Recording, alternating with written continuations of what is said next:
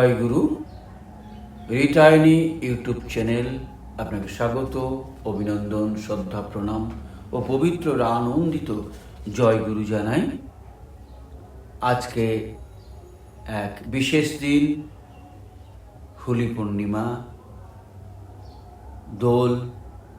এই বিশেষ দিনে আমার খুব ইচ্ছে হলো আপনাদের সাথে একটু আড্ডা দিই, গল্প করি।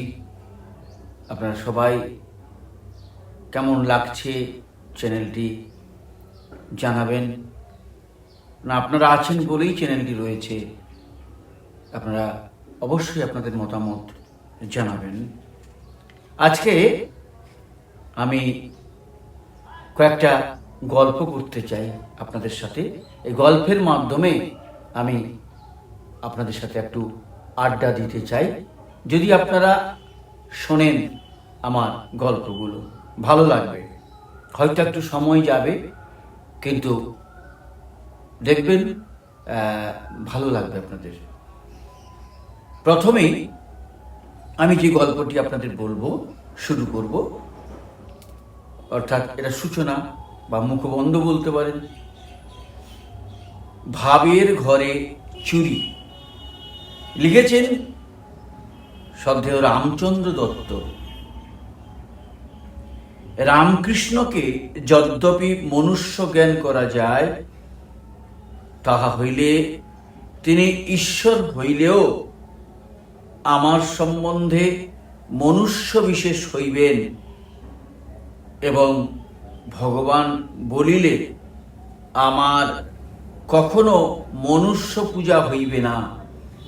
যেহেতু ভাব লইয়া কার্য হইয়া থাকে, ভাবের ব্যতিক্রম হইলে সমুদায় কার্য বিফল হইয়া যায়। এই জন্য তিনি সকলকে সাবধান করিতেন, যেন ভাবের ঘরে চুরি না হয়। ভাবের কার্য কি প্রকার তাহা একটি দৃষ্টান্তের দ্বারা বলিতেছি। কোন স্থানে একটি বারাঙ্গনার বাস ছিল। বারাঙ্গনার গৃহের সম্মুখে একটি কুটিরে জনৈক সন্ন্যাসীও বাস করতেন। সর্বদা পাপাচরণে লিপ্ত দেখিয়া সাধু একদিন বারাঙ্গনাকে ডাকিয়া কহিলেন, দেখো বাছা, যাইতে হইবে, এ কথা কি কখনো স্মরণ হয়? বারাঙ্গনা কি বলিবে ভাবিয়া স্থির করিতে না পারিয়া নিস্তব্ধ হইয়া রহিল। সাধু ক্রোধান্বিত হইয়া কহিলেন, দেখ, তোর নিতান্ত দূরদৃষ্ট। তা না হইলে এরূপ বুদ্ধি হইবে কেন? এখনো বলিতেছি, আমার কথা শ্রবণ কর। অদ্য হইতে বেশ্যাবৃত্তি পরিত্যাগ করিয়া শিব নাম জপ করিতে থাক। সুখে দিন কাটিয়া যাইবে এবং পরকালেও কোনো চিন্তা থাকিবে না। বারাঙ্গনা দ্বিরুক্তি না করিয়া প্রস্থান করিলেন। তদবধি বারাঙ্গনার গৃহে যখন কোনো ব্যক্তি প্রবেশ করিত, সাধু অমনি একটি ঢিল কুড়াইয়া তথায় রাখিয়া দিতেন। কিছুদিন মধ্যে ঢিল স্তূপাকার হইয়া গেল। সাধু মধ্যে মধ্যে বারাঙ্গনাকে ওই ঢিলগুলি দেখাইয়া কহিতেন, দিন দিন তোর কত পাপ সঞ্চয় হইতেছে, তার কিছু হিসাব করিতেছিস? এত পাপের নিমিত্ত তোকে কতদিন যম যন্ত্রণা ভোগ করিতে হইবে, তাহা ভাবিয়া দেখ। সাধুর কথায় বারাঙ্গনার মনে প্রথম হইতে বিবেকের সঞ্চার হইয়াছিল, কিন্তু তাহা কার্যে পরিণত করিতে পারে নাই। সেই প্রথম দিন হইতে সে পাপাচারে লিপ্ত হইবার সময় প্রাণে প্রাণে শিহরি বলিয়া আর্তনাদ করিত এবং মনে মনে তাহাকে কহিত, ঠাকুর, তুমি যদ্যাপি আমাকে কুলবতী করিতে, তাহলে আমি কখনো এই ঘৃণিত বেশ্যাবৃত্তিতে প্রবৃত্ত হইতাম না। কালক্রমে সাধু এবং বেশ্যার একদিনে মৃত্যু হয়। ইহাদের জীবাত্মা দেহ হইতে বাহির হইয়া দেখিল যে বিষ্ণুলোক হইতে রথ এবং যমদূতেরা অপেক্ষা করিতেছেন। সাধু তাড়াতাড়ি রথারোহণ করিতে অগ্রসর হইলে যমদূতেরা আসিয়া দৃঢ়রূপে বন্ধন করিল এবং বিষ্ণুদূতেরা বারাঙ্গনাকে মাতৃ সম্বোধন পূর্বক কহিল, মা, তুমি রথে আরোহণ করো, বিলম্ব করিবার আবশ্যক নাই। সাধু এই কথা শ্রবণ পূর্বক আশ্চর্যান্বিত হইয়া কহিলেন, দূত, এ কি বিচার? আমি সাধু হইয়া চির সন্ন্যাসী হইয়া যমের বাড়ি যাইব, আর বেশ্যাবৃত্তি করিয়া ওই বেশ্যা গোলকে যাইবে? এ কি ভগবানের ব্যবস্থা, না তোমরা ভ্রমে পতিত হইয়াছ? বিষ্ণুদূত কহিল, সাধুজি, তুমি কি জানো না যে যাহার যেমন ভাব তাহার তদ্রূপ ফল লাভ হয়? মনুষ্যেরা দেহ এবং জীবাত্মা লইয়া দুই ভাগে বিভক্ত, সুতরাং কার্য দুই প্রকার। তুমি সাধু হইয়া দেহের নিগ্রহ করিয়াছ। দেখো, সাধুরা আসিয়া তোমার দেহ জাহ্নবী সলিলে ডুবাইয়া দিতেছে এবং বেশ্যা দেহে বেশ্যাবৃত্তি করিয়াছে। উহার দেহের পরিণাম কি হইয়াছে তাহাও দেখিয়া লও। দেখিতেছ কি, উহা কুকুর শৃগালে ভক্ষণ করিতেছে। এক্ষণে মানুষের দ্বিতীয় ভাগ বা জীবাত্মা সম্বন্ধে বিচার করিয়া দেখো। অধিক আর কি বলিব? গত 2 বৎসর কাল তুমি যে প্রস্তরগুলি সঞ্চয় করিয়াছ, তাহার দ্বারা তোমারই নিজের বেশ্যাগমনের পাপ জন্মিয়াছে এবং ওই বেশ্যা ওই পরিণামে শ্রীহরি বলিয়া কাঁদিয়াছে। সাধু, বিচার করো দেখি, বেশ্যা গোলকে যাইবে না তুমি গোলকে যাইবে? অতএব ভাবি সর্বমূলাধার জানিবে। ব্রহ্মের উপাসনা। বেদান্ত যখন বলেন তুমি আমি ব্রহ্ম, তখন সেই ব্রহ্ম বলিতে সাকার ঈশ্বর বোঝায় না। একটি উদাহরণ দিতেছি। স্বয়ং স্বামী বিবেকানন্দ তাঁর লেখা আপনাদের সামনে তুলে ধরছি। এতকাল কাদা লইয়া একটি প্রকাণ্ড একতাল কাদা লইয়া একটি প্রকাণ্ড মাটির হাতি গড়া হইল। আবার সেই কাদার সামান্য অংশ লইয়া ছোট একটি মাটির ইঁদুরও গড়া হইল। ওই মাটির ইঁদুরটি কি কখনো মাটির হাতি হইতে পারিবে? কিন্তু দুইটিকে জলের মধ্যে রাখিয়া দিলে দুইটি কাদা হইয়া যায়। কাদা বা মাটি হিসাবে দুটি এক, কিন্তু ইঁদুর ও হাতি হিসেবে তাহাদের মধ্যে চিরদিন পার্থক্য থাকিবে। অসীম নিরাকার ব্রহ্ম যেন পূর্বোক্ত উদাহরণের মাটির মতো। স্বরূপের দিক দিয়া আমরা ও বিশ্ব নিয়ন্তা এক, কিন্তু তাহার অভিব্যক্তি রূপে মানুষ রূপে আমরা তাহার চিরদাস, তাহার পূজক। কাজেই দেখা যাইতেছে সাকার ঈশ্বর থাকিয়া যাইতেছেন। এই আপেক্ষিক জগতের আর সব কিছু রইয়া গেল। ধর্মকে দৃঢ়তর ভিত্তির উপর প্রতিষ্ঠিত করা হইল। কাজেই সাকার ঈশ্বরকে জানিতে গেলে আগে নিরাকার সত্তাকে জানা প্রয়োজন। প্রার্থনা থাকিয়া যাইবে, তাহার অর্থ আরো পরিষ্কার হইয়া উঠিবে মাত্র। প্রার্থনার নিম্ন স্তরে আছে আমাদের মনের কামনা পূরণের জন্য শুধু দাও দাও ভাব। প্রার্থনা সম্বন্ধে এইসব অর্থহীন ধারণাকে বোধহয় সরিয়া পড়িতে হইবে। শ্বাস প্রশ্বাস লইবার জন্য, এক পশলা বৃষ্টি হওয়ার জন্য, বা বাগানে সবজি ফলাইবার জন্য ভগবানের নিকট প্রার্থনা করা খুবই অস্বাভাবিক। বিশ্ব নিয়ন্তার নিকট আমাদের ছোটখাটো সমস্ত প্রয়োজন মিটাইবার কথা বলা, শিশুকাল হইতেই বলা, হে ঈশ্বর আমার মাথা ব্যথা সারাইয়া দাও, এগুলি নিতান্তই হাস্যকর।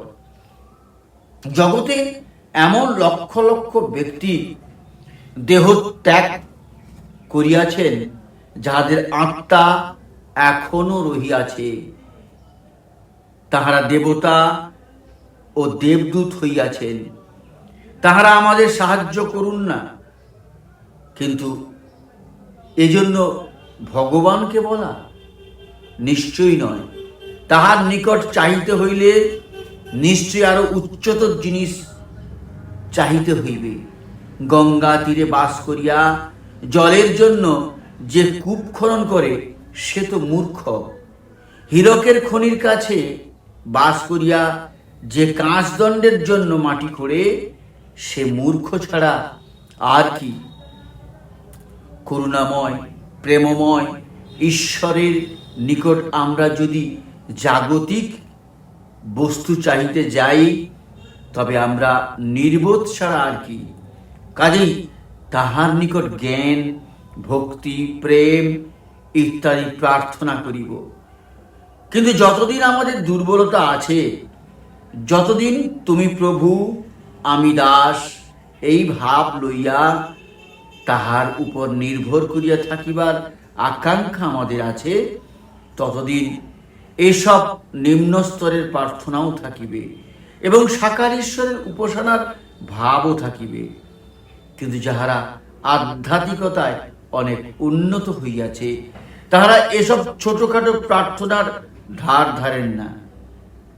তাহারা নিজেদের জন্য কিছু চাওয়ার কথা, নিজেদের কোনো প্রয়োজনের কথা প্রায় ভুলিয়া গিয়াছেন। আমি নই সখা, তুমি। তাদের মধ্যে এই ভাবেরই প্রাধান্য। ইহারই নিরাকার উপাসনা যোগ্য ব্যক্তি। নিরাকার ঈশ্বর উপাসনার অর্থ কি? তাহার অর্থ এরূপ দাসভাব নয়, হে প্রভু আমি অতি অকিঞ্চন, আমায় কৃপা করো। ইংরেজি ভাষায় অনুদিত সেই প্রাচীন পার্সি কবিতাটি তো আপনারা জানেন। আমি আমার প্রিয়তমকে দেখিতে আসিয়াছিলাম, আসিয়া দেখি দ্বার রুদ্ধ, দ্বারে করাঘাত করিতেই ভিতর হইতে কেহ বলিল, তুমি কে? বলিলাম, আমি অমুক। দ্বার খুলিল না। দ্বিতীয়বার আসিয়া করাঘাত করিলাম, একই প্রশ্ন হইল, একই উত্তর দিলাম, সেবারেও দ্বার খুলিল না। তৃতীয়বার আসিলাম, একই প্রশ্ন হইল। আমি বলিলাম, প্রিয়তম আমি তুমি। তখন দ্বার খুলিয়া গেল। সত্যের মাধ্যমে নিরাকার ব্রহ্মের উপাসনা করিতে হয়। সত্য কি? আমি তিনি, আমি তুমি নই। এ কথা বলিলে অসত্য বলা হয়। তোমা হইতে আমি পৃথক, এ কথা তো মিথ্যা। ভয়ঙ্কর মিথ্যা আর নাই। এই বিশ্বের সঙ্গে আমি এক, জন্ম হইতে এক। বিশ্বের সঙ্গে আমি যে এক, তাহা আমার ইন্দ্রিয়ের কাছে স্বতঃসিদ্ধ। আমার চারিদিকে যে বায়ু রহিয়াছে, তাহার সহিত আমি এক। তাপের সঙ্গে এক, আলোর সঙ্গে এক। যাহাকে বিশ্ব বলা হয়, যাহাকে অজ্ঞানবশত বিশ্ব বলিয়া মনে হয়, সেই সর্বব্যাপী বিশ্বদেবতার সঙ্গে আমি অনন্তকাল এক। কারণ হৃদয়ে যিনি চিরন্তন কর্তা, প্রত্যেকের হৃদয়াভ্যন্তরে যিনি বলেন আমি আছি, যিনি মৃত্যুহীন চিরজাগ্রত অমর, যাহার মহিমার নাশ নাই, যাহার শক্তি চির অব্যর্থ, তিনি এই বিশ্ব দেবতা, অপর কেহই নন। তাহার সহিত আমি এক। ইহাই নিরাকার উপাসনার সার। এই উপাসনায় কি ফল হয়? ইহাতে মানুষের গোটা জীবনটাই পরিবর্তিত হইয়া যাইবে। আমাদের জীবনে যে শক্তির একান্ত প্রয়োজন, ইহাই সেই শক্তি। কারণ যাহাকে আমরা পাপ বলিয়া বা পাপ বলি, দুঃখ বলি, তাহার একটি মাত্র কারণ আছে, আমাদের দুর্বলতার বা দুর্বলতাই সেই কারণ। দুর্বলতার সঙ্গে অজ্ঞান আসে, অজ্ঞানের সঙ্গে আসে দুঃখ। নিরাকারের উপাসনা আমাদিগকে শক্তিমান করিয়া তুলিবে। আমরা তখন দুঃখকে, হীনতার উগ্রতাকে হাসিয়া উড়াইয়া দিব। হিংস্র ব্যাঘ্র তখন তাহার ব্যাঘ্র স্বরূপের পিছনে আমার নিজের আত্মাকে উদ্ঘাটিত করিয়া দেখাইবে। নিরাকার উপাসনার ফল এই হইবে, ভগবানের সহিত যাহার আত্মা এক হইয়া গিয়াছে তিনিই শক্তিমান। তাছাড়া আর কেহই শক্তিমান নয়। নাজারাথের যিশুর যে শক্তির কথা তোমাদের বাইবেলে আছে, যে প্রচন্ড শক্তি বলে বিশ্বাসঘাতককে তিনি উপেক্ষা করিয়াছেন, তাহাকে যাহারা হত্যা করিতে চাইয়াছিল তাহাদেরও তিনি আশীর্বাদ করিয়াছেন, সেই শক্তি কোথা হইতে আসিল? তোমাদের কি মনে হয় এই শক্তি উদ্ভূত হইয়াছিল এই বোধ হইতে আমি ও আমার পিতা এক? এই শক্তির কারণ এই প্রার্থনা, পিতা আমি যেমন তোমার সঙ্গে এক, সেইরূপ ইহাদের সকলকেই আমার সহিত এক করিয়া দাও। ইহাই নিরাকার ব্রহ্মের উপাসনা। হয়তো একটু দীর্ঘায়িত হচ্ছে, কিন্তু কথাগুলো তো বাস্তব। স্বয়ং স্বামী বিবেকানন্দ তিনিই বলে গেছেন আমাদের যে জীবন্ত ঈশ্বরকে পূজা করা উচিত, সেই বিষয়ে স্বামী বিবেকানন্দ বলেছিলেন, আমি পড়েছিলাম, আমরা জীবন্ত ঈশ্বরকে পূজা করিতে চাই।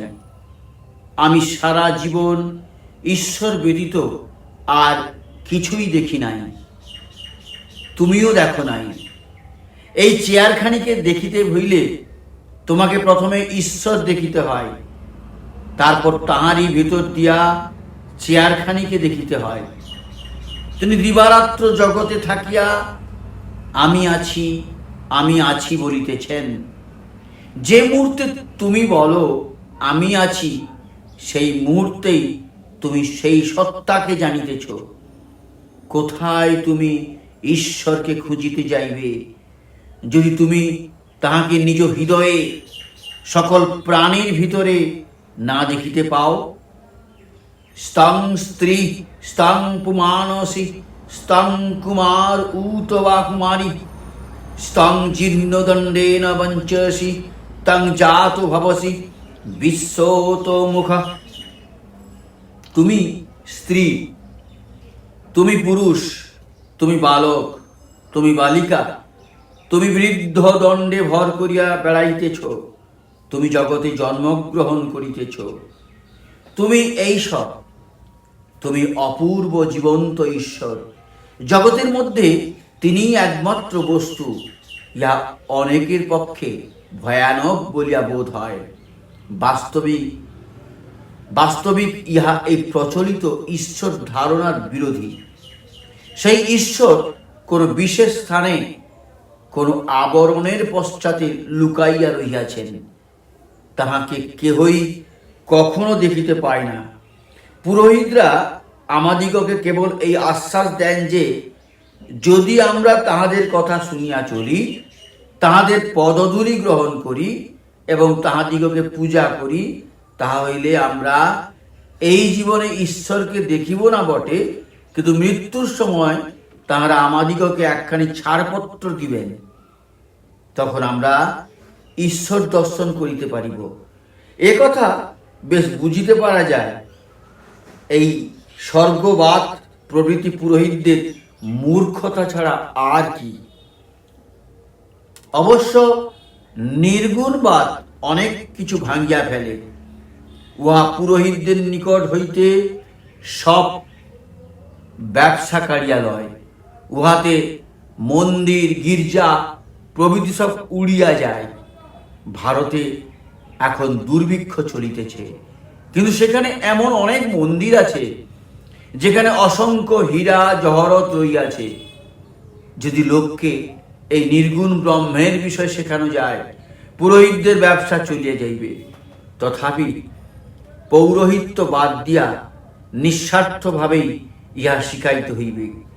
তুমিও ঈশ্বর, আমিও ঈশ্বর, তবে কে কাহার আজ্ঞা পালন করিবে, কে কাহার উপাসনা করিবে? তুমি ঈশ্বরের সর্বশ্রেষ্ঠ মন্দির। আমি কোনো মন্দিরে কোনো রূপ প্রতিমা বা কোনো রূপ শাস্ত্র উপাসনা না করিয়া বরং তোমার উপাসনা করিব। লোকে এত পরস্পর বিরোধী চিন্তা করে কেন? লোকে বলে আমরা প্রত্যক্ষবাদী। বেশ কথা, কিন্তু এইখানে তোমার উপাসনা অপেক্ষা আর কি অধিকতর প্রত্যক্ষ হইতে পারে? আমি তোমাকে দেখিতেছি, তোমাকে বেশ অনুভব করিতেছি, আর জানিতেছি তুমি ঈশ্বর। মুসলমানেরা বলেন আল্লাহ ব্যতীত ঈশ্বর নাই, কিন্তু বেদান্ত বলেন মানুষ ব্যতীত ঈশ্বর নাই। ইহা শুনিয়া তোমাদের অনেকের ভয় হইতে পারে, কিন্তু তোমরা ক্রমশ ইহা বুঝিবে, জীবন্ত ঈশ্বর তোমাদের সঙ্গে রহিয়াছেন। তথাপি তোমরা মন্দির গির্জা নির্মাণ করিতেছ, আর সর্বপ্রকার কাল্পনিক মিথ্যা বস্তুতে বিশ্বাস করিতেছ। মানবাত্মা অথবা মানব দেহই একমাত্র উপাস্য ঈশ্বর। অবশ্য অন্য জীব জন্তুরাও ভগবানের মন্দির বটে, কিন্তু মানুষই সর্বশ্রেষ্ঠ মন্দির। মন্দিরের মধ্যে তাজমহল, যদি মানুষের মধ্যে তাহার উপাসনা করিতে না পারিলাম, তবে কোনো মন্দিরেই কিছু উপকার হইবে না। যে মুহূর্তে আমি প্রত্যেক মনুষ্য দেহরূপ মন্দিরে উপবিষ্ট ঈশ্বরকে উপলব্ধি করিতে পারিব, যে মুহূর্তে আমি প্রত্যেক মানুষের সম্মুখে শ্রদ্ধা সহকারে দাঁড়াইতে পারিব আর বাস্তবিক তাহার মধ্যে ঈশ্বরকে দেখিব, যে মুহূর্তে আমার ভেতরে এই ভাব আসিবে, সেই মুহূর্তেই আমি সমুদয় বন্ধন হইতে মুক্ত হইব। অন্য সব কিছুই অন্তর্হিত হইবে, আমি মুক্ত হইব। ইহাই সর্বাপেক্ষা অধিক কার্যকরী উপাসনা। মতান্তর লইয়া আমার কোনো প্রয়োজন নাই, কিন্তু এই কথা বলিলে অনেক লোকে ভয় পায়। তাহারা বলে ইহা ঠিক নয়। তাহারা তাহাদের পিতামহেরা কি বলিয়া গিয়াছেন সেই কথা লইয়াই মতবাদ রচনা করিবে।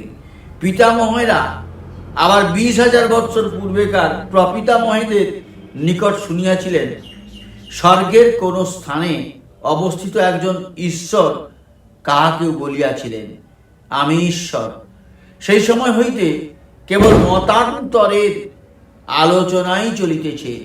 তাহাদের মতে ইহাই কাজের কথা, আর আমাদের ভাবগুলি কার্যে পরিণত করা যায় না। বেদান্ত অবশ্য বলেন সকলেই নিজ নিজ পথে চলুক, ক্ষতি নাই, কিন্তু পথই তো লক্ষ্য নয়।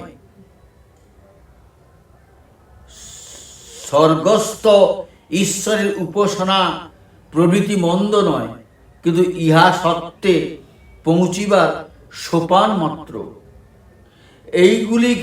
এইগুলিতে সুন্দর মহৎ ভাব আছে, কিন্তু বেদান্ত প্রতিপদে বলেন বন্ধু, তুমি যাহাকে অজ্ঞাত বলিয়া উপাসনা করিতেছ এবং সারা জগতে যাহাকে খুঁজিয়া বেড়াইতেছ, তুমি সর্বদা সেখানেই, তিনি সর্বদা সেখানেই রহিয়াছেন। তুমি যে জীবিত আছো তাহাও তিনি আছেন বলিয়া। তিনি জগতের নিত্য সাক্ষী, সমুদয় বেদ যাহার উপাসনা করিতেছেন। শুধু তাহাই নয়, যিনি নিত্য আমিতে সদা বর্তমান, তিনি আছেন বলিয়ায় সমুদয় ব্রহ্মাণ্ড রহিয়াছে। তিনি সমুদয় ব্রহ্মাণ্ডের আলোক স্বরূপ। তিনি যদি তোমাতে বর্তমান না থাকিতেন, তবে তুমি সূর্যকেও দেখিতে পাইতে না।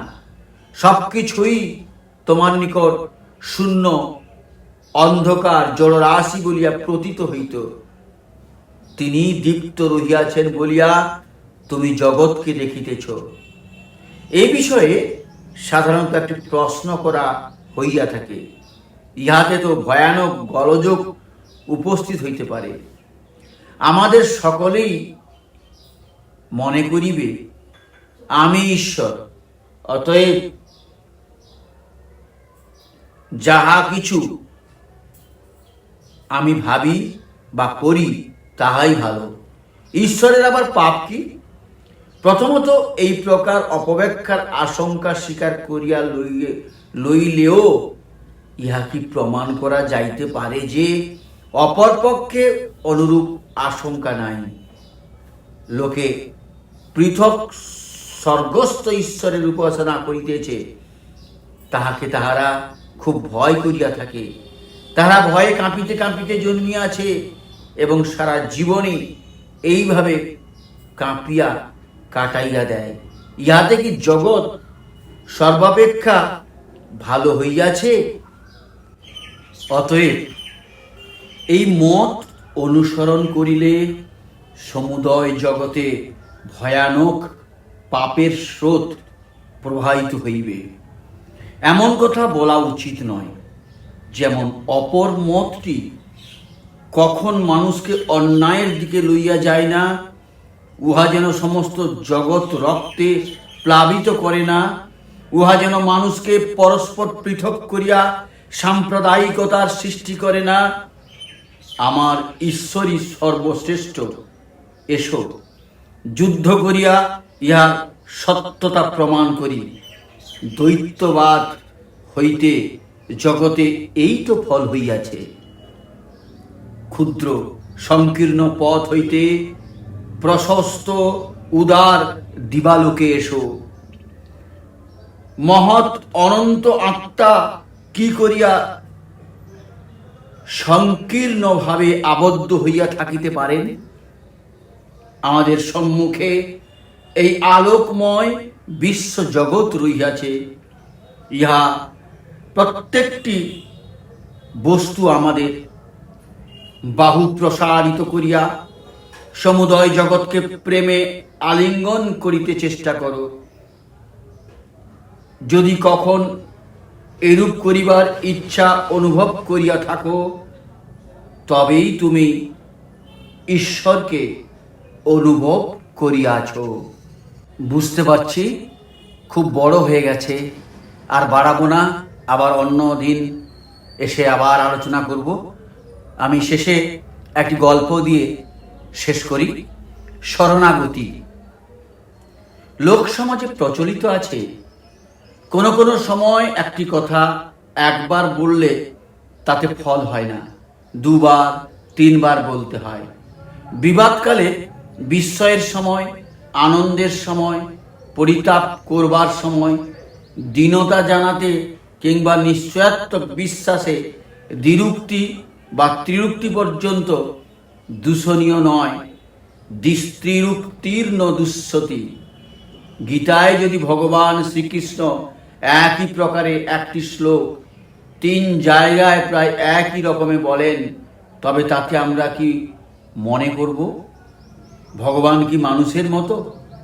সত্য সত্য 3 সত্য দিয়ে অর্জুনকে উপদেশ দেবেন? উত্তরে বলা যায়, যাকে উপদেশ দিচ্ছেন তিনি তো মানুষ, আর যিনি উপদেশ দিচ্ছেন তিনিও অতি মানুষ। নরলীলা করতে এসে নররূপেই সব কাজ করছেন, সব কথা বলছেন।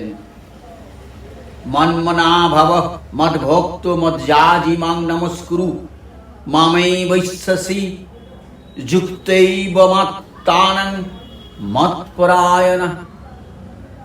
একথা তিনি বললেন নবম অধ্যায়ে 34 নম্বর শ্লোকটি পুনরুক্তি দেখতে পাই অষ্টাদশ অধ্যায়ের শেষ ভাগে। গীতা যখন প্রায় শেষ হয়, প্রথম ও দ্বিতীয় পদ হুবহু একরকম, কিন্তু তৃতীয় ও চতুর্থ পাদে ভগবানের আশ্বাস বাণীতে বিশেষ জোর ফুটে উঠেছে। সত্যং তে প্রতিজানে প্রিয়সি মে। হে অর্জুন, আমি তোমার নিকট সত্য বলে প্রতিজ্ঞা করছি, কেননা তুমি যে আমার প্রিয়। প্রিয়জন ভিন্ন, ভক্ত ভিন্ন, অপরের নিকট আমি তেমন প্রতিজ্ঞা করি না।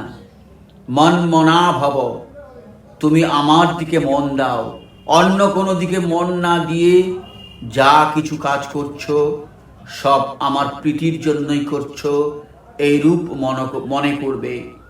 তারপর বললেন মদ ভক্ত, মানে আমার ভক্ত হও। তাৎপর্য এই, মনটি যখন একাগ্র হয়ে অচঞ্চল হবে তখন হবে তা বিশুদ্ধ, তখনই আসবে ভক্তি। তারপর বললেন মত যাজি, মানে আমার উদ্দেশ্যের যোগ্য করো, জপযোগ্য, নামযোগ্য প্রভৃতি। শেষে বললেন মাং নমস্কুরু, আমাকে নমস্কার করো, প্রণতি জানাও, নিজের ক্ষুদ্র অহংকার ঈশ্বরে সমর্পণ করো। তখন অগতির গতি, শ্রীপতি যে আমি, আমাকে পাবে। একাদশ অধ্যায়ে এই শ্লোকই ভাষা একটু বদলিয়ে বলেছেন মৎ কর্মকৃত মৎ পরম মৎ ভক্ত সঙ্গবর্জিত নির্বৈর সর্বভূতেষু যা স্বমামেতি পাণ্ডব। যে করে আমার তরে কর্ম সমুদয়, যাহার আমি মাত্র পরমাশ্রয়, সর্বত্র যে অনাসক্ত ভক্ত যে আমার, কোন জীবে শত্রুভাব নাহি কভু যার। এ সকল গুণে গুণী সংসারে যে হয়, সেজন আমাকে পায়, হে পাণ্ডুত নয়। একই কথা 3 বার বললেন। তবু যদি দুর্বলের দেহে বল না আসে, তবু যদি সন্দিগ্ধের মনে সন্দেহ জাগে, আমি তো অত সব পারবো না। তখন অষ্টাদশ অধ্যায়ের শ্লোকটির পর ভগবান বললেন সর্বধর্মান পরিত্যাজ মামেকং শরণং ব্রজ অহং ত্বাং সর্বপাপেভ্যো মোক্ষয়িষ্যামি মা শুচ। মা ভই, কিছুমাত্র ভয় নেই। যে সমস্ত বললাম তা যদি না পারো তবে এক কাজ করো, সমস্ত ধর্মকর্ম বাদ দিয়ে আমার আশ্রয় নাও। যদি মনে করো কাজ করলেই তাতে পাপ পুণ্য আছে, দুঃখ ব্যথা আছে, আমি তাতেও বলছি আমি তোমাকে সর্বপ্রকার পাপ তাপ হতে মুক্ত করব। মা শুচ, মানে শোক করো না। সর্বধর্মান কথার অর্থ অনেকে অনেক রকমের করেছেন, আমরা কিন্তু প্রকরণ করে ব্যাখ্যা করব। পূর্বের শ্লোকে যে সমস্ত বিশেষ ধর্ম বলেছি সেই সকল ধর্ম ত্যাগ করে আমার শরণাগত হও। আমার প্রতি যদি মন রাখতে না পারো, আমাতে যদি ভক্তি না জন্মে, হরিনাম কীর্তনে যদি মতি না হয়, দিবারাত্র 24 ঘন্টার ভেতর একবারও যদি আমার প্রতি মাথা নত না হয়, তবে মামেকাং শরণং ব্রজ, আমার শরণ নাও, আমার আশ্রয় নাও, তবে আমার চরণে স্থান পাবে। শরণাগতি সম্বন্ধে একটি গল্প আছে। এক গর্ভবতী হরিণী বনের মধ্যে বিচরণ করে বেড়াচ্ছে, মনের সুখে দুর্বাদল ভক্ষণ করে চলছে, মানে দুর্বাঘাস খাচ্ছে। স্বাধীন স্বচ্ছন্দ গতি, মনে কোনো আশঙ্কা নেই, আতঙ্ক নেই, কারুর সঙ্গে ঝগড়া নেই, কাজেই তার কোনো শত্রু নেই। হঠাৎ কিন্তু শত্রু দেখা দিল। সামনে এক বিকট মূর্তি ব্যাট ধনুর বাণ নিয়ে উপস্থিত। হরিণ শিকারের জন্য চুপি চুপি বনের ভেতর ঢুকেছে, যেন সাক্ষাৎ কৃতান্ত। হরিণীর প্রাণ ত্রাহি ত্রাহাই। ভয়ে সে যখন বাঁ দিকে দৌড়াবে ভাবছে, কিন্তু সেদিকে একটা বিষম ফাঁদ জাল পেতে রেখেছে ব্যাট। যেমনি ওদিকে যাবে তেমনি জালে পড়বে পা, আর নিজে হবে বদ্ধ। কাজেই হরিণী পেছনের দিকে পালাবে মনে করল। সেদিকে শুকনো পাতার আগুন জ্বলছে, দাবানল। সেদিকে গেলে আর নিস্তার নেই, অমনি অগ্নিদাহ হবে, আগুনে শরীর পুড়বে। হরিণী তখন ডান দিকে চায়, কিন্তু হায় বিধি, ডান দিকে রয়েছে ব্যাঘের শিকারী কুকুর। তখন সে যায় কোথায়? সম্মুখে, বামে, পশ্চাতে, দক্ষিণে, সব দিকে শত্রু, সব দিকে মৃত্যু। এবার হরিণী উপরের দিকে তাকালো, কিন্তু সেদিকে যাওয়ার জো নেই। তবু মনে মনে ভাবে, সেদিকে শত্রু নেই, উপরের দিকে যিনি আছেন তিনি তাকে রক্ষা করবেন। কাজে হরিণী মনে প্রাণে ডাকে ভগবানকে, প্রভু রক্ষা করো, রক্ষা করো, আমার প্রাণ বাঁচাও। আমি মরি তাতে দুঃখ নেই প্রভু, কিন্তু আমার দেহের ভেতরে আছে এক শিশু। আমি মারা গেলে সেও মারা যাবে। সে তো জগতের কারোর অপকার করেনি, কোনো পাপ করেনি, অতএব আমাকে বাঁচালে সে বাঁচবে। রক্ষা করো প্রভু। কৃষ্ণ কৃষ্ণ পাহিমাম, কৃষ্ণ কেশব রক্ষমাম। তারপর ঘটল বড় আশ্চর্য ঘটনা। খুব জোরে আসলো ঝড়, বৃষ্টি, তুফান, যেন কাল বৈশাখী রুদ্রতাণ্ডব। হরিণীর পেছনে আগুন গেল নিভে, বৃষ্টির জলে পড়ল একটা বজ্র, তাতে মারা গেল সেই কুকুর। ঝড়ে ঝঞ্ঝায় তুফানে উড়ে গেল ব্যাধের জাল, আর বাতাসের সঙ্গে ধুলোবালি পাথরের কোণা এসে ব্যাধের চক্ষু করল অন্ধ। সে হলো তখন অন্ধ, হরিণীকে আর দেখতে পায় না। চারিদিকের চারি শত্রু নিপাত হলো। উপরে একমাত্র আছেন শরণাগত পালক, দীন জন রক্ষক, দুঃখ দৈন্য নাশক শ্রী মধুসূদন। রক্ষা করলেন তিনি হরিণীকে। আমরা সকলে বলে থাকি, রাখে কৃষ্ণ মারে কে, মারে কৃষ্ণ রাখে কে। সকল শত্রুর মধ্যে পরিবেষ্টিত হরিণী একমাত্র দিনের বন্ধু, করুণা সিন্ধু, করুণাময় বেঁচে গেল।